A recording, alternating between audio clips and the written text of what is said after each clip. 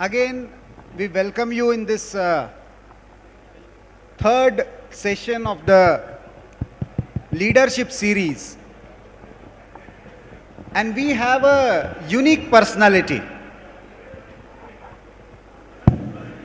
a unique leader who has been a very successful football player, served in armed forces, who has been a successful journalist, built his own party, and then joined BJP to form government all around 4.5 years back. And now this time, consecutive second term in Manipur, formed the government with the agenda of positive development, and I think that is the most creditable thing that N. Biren Singh has established in Manipur. Just before election, I went to interview him, and he had given me that first time BJP is going to cross 30 mark on its own. What was the secret behind that confidence, Biren Singh ji? नहीं, सबको प्रणाम, नमस्कार। नहीं, actually the secret जो है ये मोदी जी का आशीर्वाद, सबके साथ, सबके विकास, सबके विश्वास एंड सबके प्रयास, वही था। लेकिन एक मणिपुर की अपनी एक राजनीति रही है। There has been a different kind of politics. एक तरफ हिल और प्लेन्स का रहा है, एक तरफ ट्राइबल नॉन ट्राइबल का रहा है। मणिपुर और रेस्ट ऑफ इंडिया का रहा है। अलग अलग नैरेटिव्स प्ले करते रहे। आप पहली बार पॉजिटिव डेवलपमेंट का एजेंडा, हिल और प्लेन्स को ब्रिज करने का एजेंडा और मणिपुर को बाकी भारत के साथ भी ब्रिज करने का एजेंडा लेकर काम कर रहे हो। What changed in last 4.5 years कि जिसके कारण ये पॉसिबल हो रहा है? देखिए, अपने भारतीय जनता पार्टी का सरकार आने से पहले तो मणिपुर में थे। तो मणिपुर में क्या हालत थे? महीने में बस 10-20 दिन तो बंद ही रहेंगे, ब्लॉकेट रहेंगे, जनरल स्ट्राइक रहेंगे, इकोनॉमिक ब्लॉकेट रहेंगे, ये फेक इनकाउंटर करेंगे। तो मेरे को उस टाइम में नहीं लगता था कि हम अपने खुद को शर्म लगता था कि हम मणिपुर का है, मणिपुर से। तो बीजेपी ज्वाइन करने के बाद और बीजेपी का अपने जैसे महान नरेंद्र मोदी जी, अमित शाह जी, नड्डा जी जैसे लीडर के साथ काम करने का मौका मिला, तो मणिपुर में हमने ये कोशिश किया कि हिल एंड वैली के डिवीजन बहुत डिवीजन था। क्योंकि वैली वाले ये चोरचांदपुर हिल डिस्ट्रिक्ट है, उसमें 2 साल का माफी वो बंद की तरह था। Even a single the elected member of the area were not allowed to enter the city. तो 165 डेज का इकोनॉमिक ब्लॉकेट थे। नेशनल हाईवे हम लोग को ओनली 2 ही है, लैंडलॉक एरिया है, ना जहाज का है, ना पानी का जहाज का है, ना फ्लाइट का इतना कनेक्टिविटी नहीं था। अभी तो डायरेक्ट फ्लाइट सब कुछ है। तो उसी टाइम में नेशनल हाईवे पूरा ब्लॉक थे। तो इमीडिएटली उस टाइम पे अमित शाह जी अपने पार्टी के प्रेसिडेंट थे, तो उसने सडनली मेरे को टेलीफोन आया कि बीरेन जी हमने आपको सुना।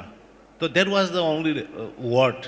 तो दिल्ली से आया, तो हम उसी दिन से हमने स्वेरिंग इन किया 2017 का 15 मार्च को। तो कहाँ से आया कि पता नहीं, मेरा मन में आ गया कि पब्लिक मीटिंग थे।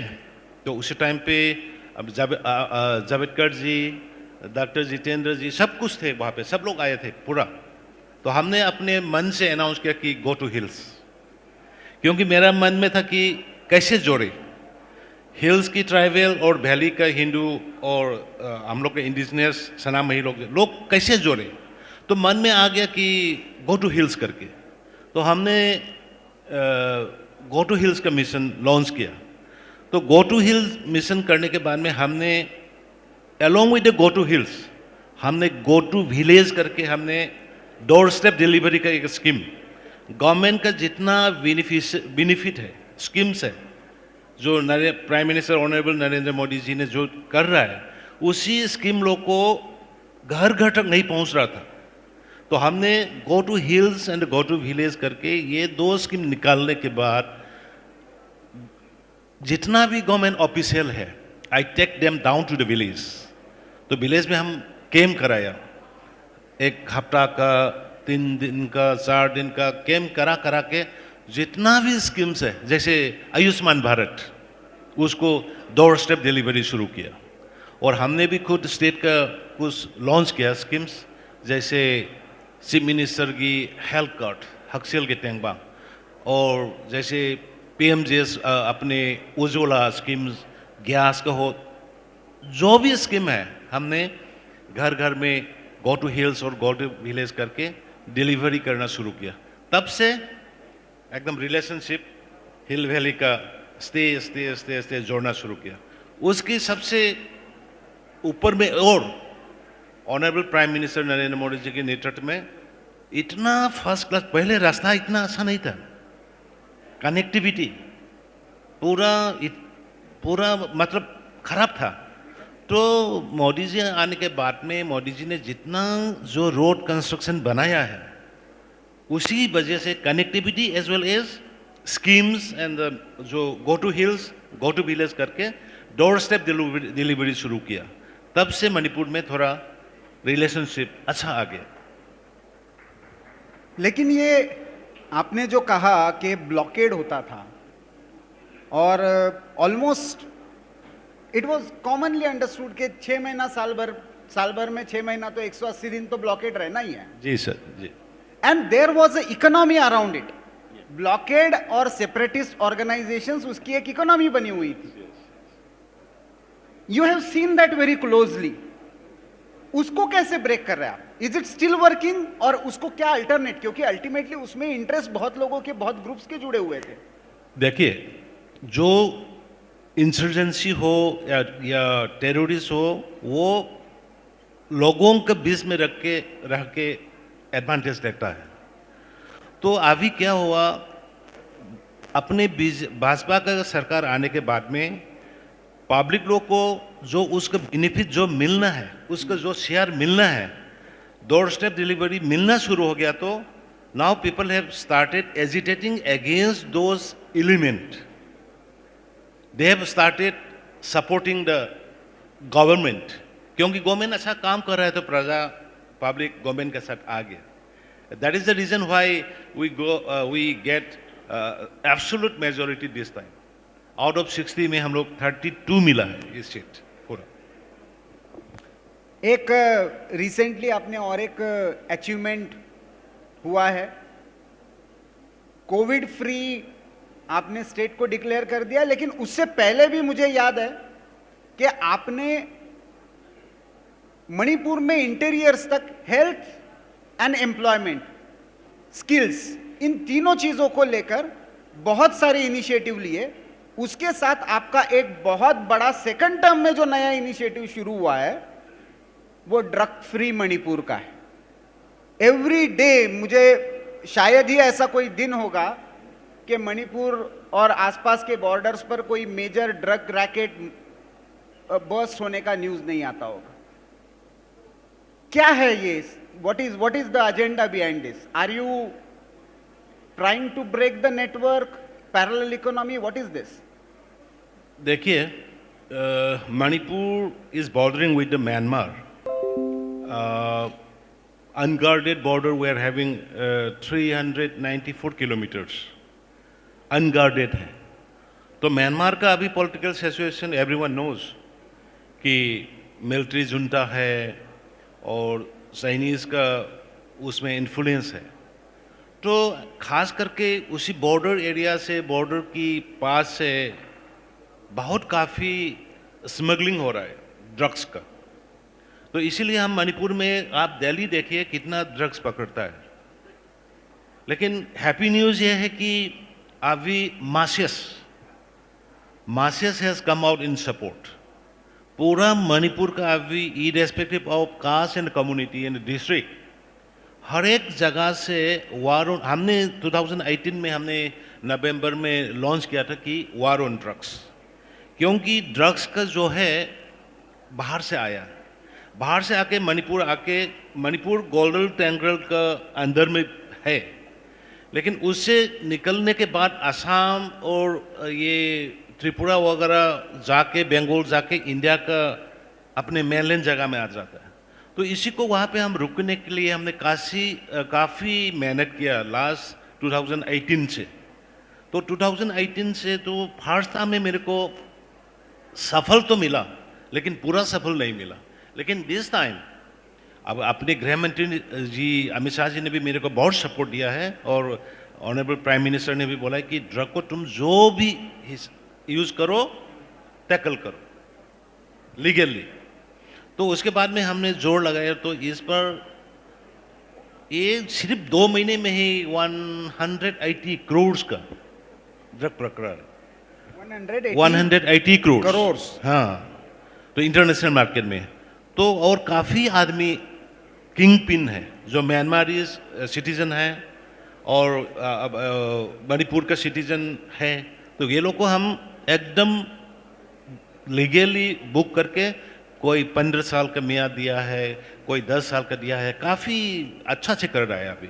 तो मेरा उम्मीद है कि ये 5 साल में मणिपुर से ड्रग का समस्या चला जाएगा। I can overcome, I can assure, क्योंकि अभी पब्लिक साथ आ गया, ट्राइबल हो, हिंदू हो, जो भी हो यहाँ पे, वहाँ पे स्टेट में अभी साथ आ गया, गवर्नमेंट को सपोर्ट कर रहा है। एक इसी से जुड़ा हुआ बड़ा मुद्दा है, there are many states, non BJP governments who are opposing that issue, that is the extended control of BSF in the bordering areas. 50 kilometre तक जो बीएसएफ का, चाहे उनको इन्वेस्टिगेशन हो, चाहे उनको पेट्रोलिंग हो, उसका जो एक राइट मिल गया है। How do you see, because initially in Manipur also there were reactions against, yes. so how do you see this move by the center, and how far this move is going to help you in your fight against the drugs? मतलब BSF को patrolling जो है उसका area जो extend किया है 50 kilometre तक। नहीं, देखिए, पहले बीएसएफ था अपने वहाँ पे, तो बीएसएफ था तो काफ़ी बॉर्डर के डिस्प्यूट वगैरह काफ़ी अच्छा था। लेकिन हम लोग तो अभी चाहता हूँ कि जो गवर्नमेंट का जो नया डिसीजन लिया है, बीएसएफ को यूज़ करके बॉर्डर को गार्ड करना, इससे काफ़ी फ़ायदा मिलेगा। अभी इलीगल आर्म्स का जो स्मगलिंग कर रहा है और इलीगल ड्रग्स कर रहा है, ये लोग को काफ़ी बीएसएफ का जो अभी निर्णय लिया है, बीएसएफ को यूज़ करके बॉर्डर गार्ड करने से काफ़ी हम लोग को साइड मिलेंगे, इसको रिलैक्स मिलेंगे। एक बड़ा इशू जो मणिपुर के संबंध में है, that is about this regular environmental disasters and all over disaster management. Water, recently also there has been a flood like situation, and with infrastructural growth ये problem और बढ़ता जाएगा। So how are you going to balance between these two? एक तो development भी करना है, और ये जो ईयरली ऑकरेंसेस है डिजास्टर्स का, इसको भी डील करना है। So how are you planning to deal with this? देखिए, मणिपुर जो है 90% is hilly area and only 10% in the valley area. तो अभी नेचुरल डिजास्टर्स जो थोड़ा हो रहा है मणिपुर में, is because of the deforestation. ये डिफॉरेस्टेशन कैसे हो रहा है कि पॉपी प्लांटेशन जो है, जो इलीगल ड्रग्स, जो पॉपी प्लांटेशन काफ़ी मासली इन्फ्लुएंसिंग बाय दी म्यांमारीज काफ़ी किया। तो हमने उसके अगेंस्ट में वार अगेंस्ट ड्रग मीन्स जो पॉपी प्लांट किया है उसको भी हमने पनिशमेंट दिया। मतलब तो अभी सब डिस्ट्रिक्ट से 10 डिस्ट्रिक्ट है, आउट ऑफ 16 में 10 is belongs to the hills. तो उसी में 5-6 डिस्ट्रिक्ट को तो ये पॉपी प्लांटेशन का इफेक्ट किया है। तो इसी में से क्या हुआ, डिफॉरेस्टेशन मासली कर लिया। तो डिफॉरेस्टेशन करने के बाद में when the rainy season comes तो इरोशन आ जाता है, लैंडस्लाइड हो जाता है और काफ़ी हो रहा है। तो इंफ्रास्ट्रक्चरल में हम लोग का हिल एरिया में जो हिल का लैंड पॉलिसी इसमें इतना सुइटेबल नहीं है। तो इसको हिल, यहाँ पे एक हिल एरिया कमेटी करके अपने स्टेट में एक कमेटी है, तो वो उसको साथ बात करने के बाद में हिल एरिया में जो भी डेवलपमेंट करना है उसके थ्रू से करना पड़ता है।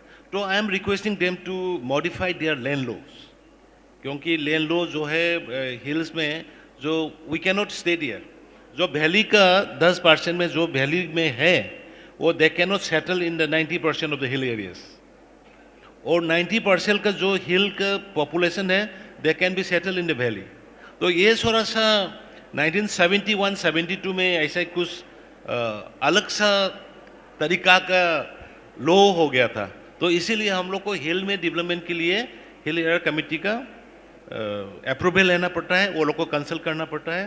तो first of all before any taking up any kind of infrastructural development we have to convince and talk with the hill area committee. So हम लोग अभी तक समझ रहे थे कि आर्टिकल 370 और जम्मू कश्मीर ही यही सिर्फ डिस्क्रिमिनेशन का इशू है। यहाँ पे एक स्टेट है जिसमें हिल एरिया और प्लेन्स में, प्लेन्स के लोग हिल में जमीन नहीं खरीद सकते जो 90% है, और लेकिन हिल के लोग यहां पर आकर रह सकते हैं, और ये 72 से चल रहा है, जिसके बारे में आज तक कभी कुछ डिस्कशन नहीं हुआ। बीरेन्द्र सिंह जी को मैंने पहली बार लास्ट इलेक्शन में सुना इस मुद्दे पर बोलते हुए, एंड आई वाज सरप्राइज। लेकिन वैसे ही एक मुझे इशू जो लगता है मणिपुर के बारे में, Manipur has got lot of potential for tourism. आप अलग अलग lakes, landscape, forest area, even vegetable plantation, अलग अलग विलेजेस का और इवन वहाँ के टेम्पल स्ट्रक्चर्स का, there is a huge potential. You have taken some initiatives for promoting tourism, but unless there is a connectivity, international level पर, national level पर, how are you going to utilize this potential for the development of Manipur? देखिए, अपने BJP Bharatiya Janata party का सरकार आने से पहले वहाँ पे टूरिज्म का रेट जो है इतना लो था. फॉरेनर का हार्डली साल में 400-500 आते थे, और अपने डोमेस्टिक अपने भारतवासी लोग तो 60-70 लाख थाउजेंड्स. लेकिन अपने भारतीय जनता पार्टी आने के बाद में ये जो भी सिचुएशन जो है लॉ एंड ऑर्डर का सुधरने के बाद में अभी एनुअली 10-15 हज़ार का फॉरेन विजिटर आता है. और अपने भारत का तो आप ताजुब रहेंगे, आप लोग आया है कि नहीं पता नहीं, एक बार आइए. मणिपुर में अभी तो 1.5 से 2 लाख के बीच में अपने भारतवासी वहाँ में आना शुरू किया है. और आप लोग आके पता चलेंगे, यहाँ अपने दिल्ली में 46 है ना डिग्री, लेकिन मणिपुर में अभी 23 में है. हम 50% में आ रहा हूँ यहाँ पे 50%. तो आप लोग आइए प्लीज़, इतना ग्रीनरी है. और टूरिज्म के बारे में आपको अभी ये मौका दे के दोस्त का बोलता हूँ. मणिपुर में एक 3 यूनिक है. एक तो संगाई है. संगाई जो है ब्रो एंटलर डियर है. ये संगाई दुनिया का कहीं जगह पे नहीं मिलते, बस मणिपुर का भी एक ही जगह है, वो फ्लोटिंग लेक है. एक फ्लोटिंग लेक बायोमास का, उसी में रहता है ये संगाई. तो इसी का हम एनुअली फेस्टिवल करता हूँ. तो लास्ट 2 साल हम नहीं कर सका कोविड की वजह से, और अगले साल जो कोविड आने से पहले अपने ये प्रेसिडेंट कोविंद जी आए और इनोग्रेट किया था. तो आप इस बार तो आप सबको हम दिल से इनवाइट करूंगा और मणिपुर का सीनरी एंजॉय कीजिएगा आप लोग. और एक है सिरोई लिली, जो कल परसों 25 से शुरू करने जा रहा है, bordering with Myanmar, Ukhrul district में. जो टांगखुल के हैबिटेट एरिया है, ये सिरोही लिली फ्लावर जो है आप दुनिया का किसी जगह पे ये लिली नहीं मिलता। ये सिरोही लिली फ्लावर जो है दुनिया का किसी जगह पे नहीं मिलता और मणिपुर का भी किसी जगह में नहीं मिलेगा। ये पार्टिकुलर उखरुल के हिल में ये ब्लूम करेगा, वो ब्लूम करेगा ये मई जून में। तो इसके फेस्टिवल हम 25 से शुरू कर रहा हूँ, 4 दिन चलेंगे इसको। तो इसमें भी आप लोग आइए प्लीज, देखिए, एंजॉय कीजिए। और अभी कनेक्टिविटी का आप चिंता मत कीजिए। कनेक्टिविटी पहले दिल्ली से आके गुवाहाटी को फिर स्टॉप करके फिर इम्फाल आना पड़ता था, लेकिन अभी दिल्ली से इम्फाल में डायरेक्ट फ्लाइट 5 से हो गया। मोदी जी ने इतना अच्छा बना दिया कि कनेक्टिविटी इतना अभी जाओ शाम को वापस आ जाओ कर सकता है। तो आप लोग जरूर आइएगा। Number 2 Sirohi lily. नंबर 3 में पोलो, जो दुनिया में अभी पोलो का नाम में जान जा रहा है। इसका modern polo is originated from Manipur, क्योंकि ये पोनी जो है दुनिया का जगह से नहीं, मणिपुर के पोनी से पोलो शुरू किया है, यही ये प्रूव किया है। तो इसका हमने उसका भी एक स्टेचू बना रहा है बड़ा, 120 फीट हाई अबव दी हिल टॉप। तो इसको भी अभी 100 डेज में हम खत्म करने जा रहा है। तो ये 2-3 यूनिक चीज है मणिपुर में।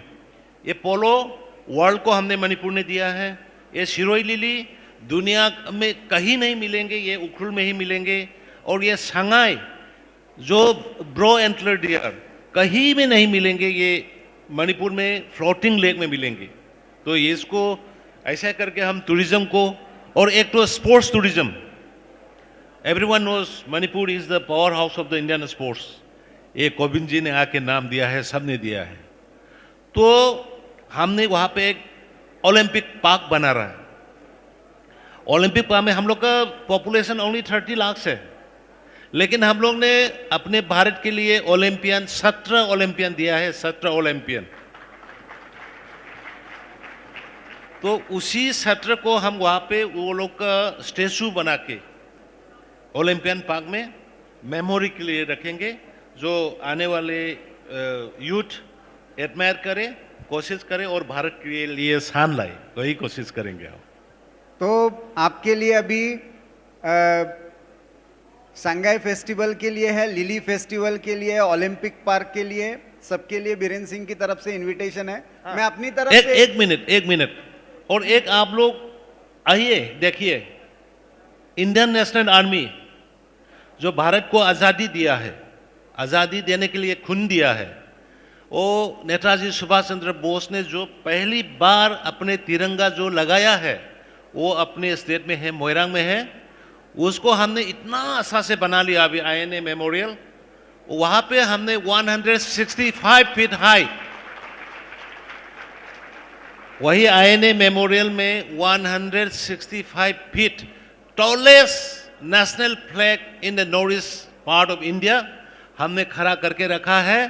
ये 100 दिन में गृह मंत्री अमित शाह जी आके उसको फ्लैग को होस्ट करेंगे, उसमें आप लोग भी शामिल आइएगा प्लीज, प्लीज विजिट। ये INA मेमोरियल को विजिट मैंने किया। इसकी खासियत ये है कि मणिपुर सरकार और बाकी केंद्र की मिनिस्ट्रीज ने इसको एक संचित मेमोरियल के रूप में तो रखा ही है, उसको एक नया स्वरूप देते हुए जो ओरिजिनल INA का जो बंकर्स थे, जहां पे INA का हेडक्वार्टर बना था, जहां पे INA के सुभाष चंद्र बोस के सोल्जर्स छुपे थे, जहां से गोलियां चली थी, वो सारे स्थान वैसे के वैसे प्रिजर्व करके रखे। That is the best part. Exactly वो घर जो हेडक्वार्टर बना था नेताजी सुभाष चंद्र बोस का, उसी में जो ऊपर से जो ब्रिटिश लोग ने जो गोली चला है उसका सेट जो है अभी तक है। वो घर को हमने एक्वायर करके एकदम प्रिजर्व करके रखा है। वो घर को देखने के लिए आप लोग को आना ही है। और है बहुत सारे परिवार जो उस INA से जुड़े हुए थे वो आसपास अभी भी रहते हैं। उनसे भी आपको बातचीत करने में मजा आएगा। मेरी तरफ से अंतिम प्रश्न, बीरेन सिंह जी पत्रकार भी रहे हैं और नॉर्थ ईस्ट के संदर्भ में और मणिपुर के संदर्भ में मीडिया ये अपने आप में एक अलग विषय रहा है। दिल्ली का मीडिया तो रहा ही है, डिस्टेंस ऑफ टायरनी किसी ने कहा था, बड़े सेलिब्रिटी जर्नलिस्ट ने, कि हमको कवर करने को नहीं मिलता है। और दूसरी तरफ नॉर्थ ईस्ट के जो जर्नलिस्ट कवर करते हैं वो भी ज्यादातर निगेटिव न्यूज ही नॉर्थ ईस्ट की कवर करते हैं। तो आप पत्रकार के नाते इस फिनोमेना को कैसे देखते हैं? आपने पत्रकारिता भी किया, आपने भी जर्नलिज्म किया है। देखो, एक जर्नलिस्ट की कॉन्सेप्ट में जनरली जर्नलिस्ट का कॉन्सेप्ट में ये होता है कि एंटी गवर्नमेंट पब्लिश होने से गवर्नमेंट पढ़ता है, पेपर पढ़ता है, टीवी देखता है बोल के एक कंसेप्ट है, वो नहीं है। पीपल्स अभी वांट टू नो पॉजिटिव, क्या हो रहा है, अच्छा ही क्या हो रहा है। तो पहले का वो था कि नेगेटिव ही नेगेटिव डाले तो मेरा पेपर सेल ज़्यादा करेंगे, मेरा टीवी ज़्यादा देखेंगे, ऐसे सोच एक था। लेकिन मेरे तरफ से इस बार आपके मौका सांस लेके हम बोलना चाहता हूँ कि अभी people want to know the positive news and want to live positively, इतना तो हम मैसेज देना चाहता हूँ सब। Thank you Birendra Singh ji. अभी ऑडियंस में से हमारे पास अभी लगभग 7 से 8 मिनट का समय है। ऑडियंस में से कुछ हम प्रश्न लेंगे मणिपुर के chief minister N Biren Singh के लिए। यहाँ पे वॉलंटियर्स प्लीज।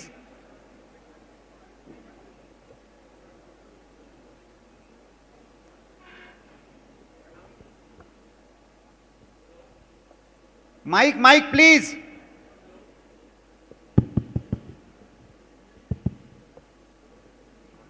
दे दो जल्दी।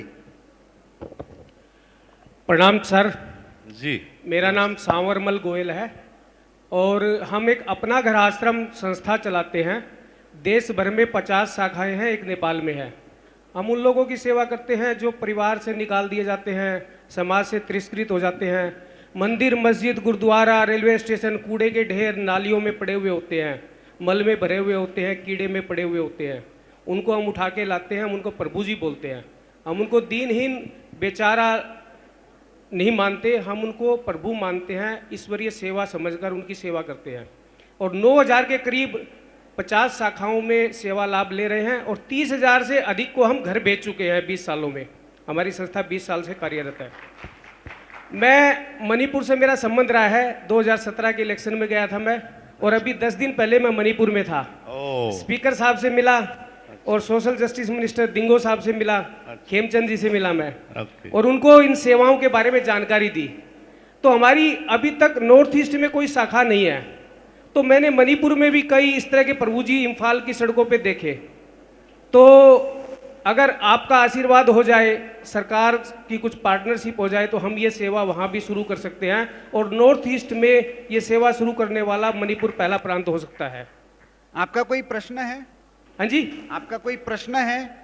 प्रश्न तो यही है कि ये सेवाएं शुरू हो जाए तो। यहाँ से किसी का? हाँ, क्यों नहीं।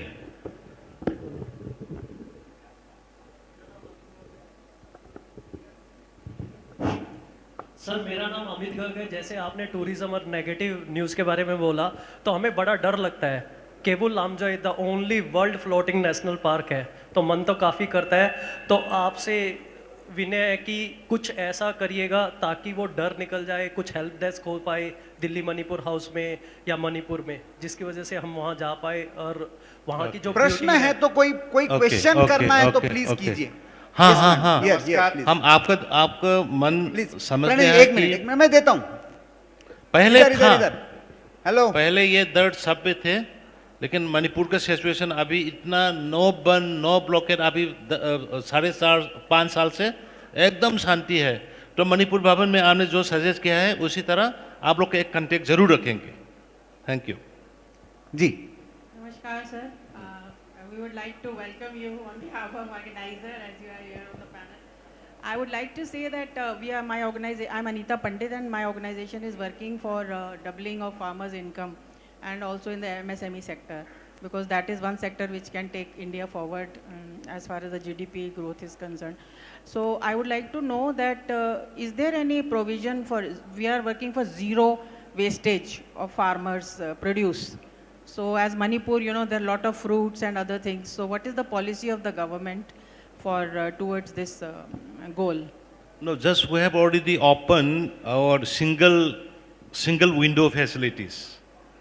You will get opportunity of that, and the government is ready to provide any kind of help for double farming incomes and as well as the MSME. MSME में हम लोग ज़्यादा ध्यान दे रहा है क्योंकि मणिपुर स्मॉल स्टेट है, we cannot have a big industries, but MSME north east में हम लास्ट 2020 में हम लोग फर्स्ट आया है, तो you can focus on the MSME, most welcome. एक क्वेश्चन मेरे पास आया है, एक हमारे one of the participants is asking, since Manipur is a sports power up, so many politicians, champions are there, wouldn't it be possible to organize an international sporting event in Manipur in coming future? Yes, why not? International polo tournament we are holding. This time also November में जो Shanghai festival करेंगे उसमें international पोलो game करेंगे। साल में international पोलो में America, Britain, German, at least not less than 6-7 countries participate करता है, तो दूसरा और भी कर सकता है। इंटरनेशनल लेवल में जो है वो इंफ्रास्ट्रक्चर अभी हम लोग एकदम सबसे खुश तो स्पोर्ट्स के लिए honourable prime minister Narendra Modi ji ने जो देश का एक ही नेशनल स्पोर्ट्स यूनिवर्सिटी है वो मणिपुर को दिया हुआ है, मणिपुर को दिया हुआ है, इसके लिए सब कुछ है, कर सकता है हम लोग। यस, प्रणय जी, लास्ट क्वेश्चन। नमस्कार प्रफुल्ल जी और माननीय मुख्यमंत्री जी, मैं प्रणय जोधपुर से। मेरा प्रश्न ये है कि उत्तर पूर्व के लिए मतांतरण एक बड़ी चुनौती और समस्या रही है। सौभाग्य से मणिपुर उससे बचा हुआ है। क्या मणिपुर के सामने भी ऐसी कोई चुनौती है, और यदि है तो सरकार के स्तर पर, नीतियों के स्तर पर क्या कुछ कार्यक्रम हम मतांतरण रोकने की दृष्टि से चला रहे हैं, और एक प्रबुद्ध नागरिक के रूप में हम सब का क्या योगदान हो सकता है इस दृष्टि से? It's a very sensitive question in case of Manipur and Nagaland and Mizoram conversion issue, but I know Biren Singh has a very forthright opinion about it. देखिए, ये चीज पहले नहीं जानता था, लेकिन अभी पीपल हैव रियलाइज, और अपने कम्युनिटी की तरफ से not through the government machineries अपने अपने कर रहा है, काफी वापस आ रहा है, डोंट वरी, काफी वापस आ रहा है, we are trying hard. Thank you. As a chief minister, perhaps he can speak this much only. अभी जो नॉर्थ ईस्ट में सिचुएशन है पूरा फ्लड्स और कनेक्टिविटी को लेकर, इसको लेकर सही में हमको डर था कि बीरेन सिंह जी आ पाएंगे या नहीं, लेकिन when I spoke to him yesterday, I got the confirmation and he said I'm arriving one day earlier. So I'm personally really thankful. ये जो 75 इयर्स की ऑर्गेनाइजर पांचजन्य की जर्नी है, उसमें नॉर्थ ईस्ट के बारे में, कवरेज के बारे में शायद हमने पिछले 75 वर्ष में जितने प्रयास किए उतने शायद किसी ने नहीं किए होंगे दिल्ली में। तो इसलिए हमारा कनेक्टिविटी और हमारा कल्चरल कनेक्ट पुराना है नॉर्थ ईस्ट के साथ। I am glad that now there is a reciprocal relationship and you are also taking positive steps to increase this bond of cultural unity. Thank you very much on behalf of all the audience and organizer Panchajanya. I thank you. Thank you.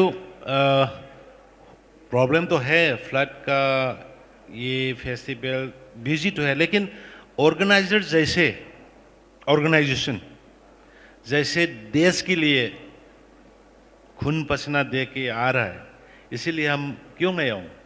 Thank you. नमस्ते।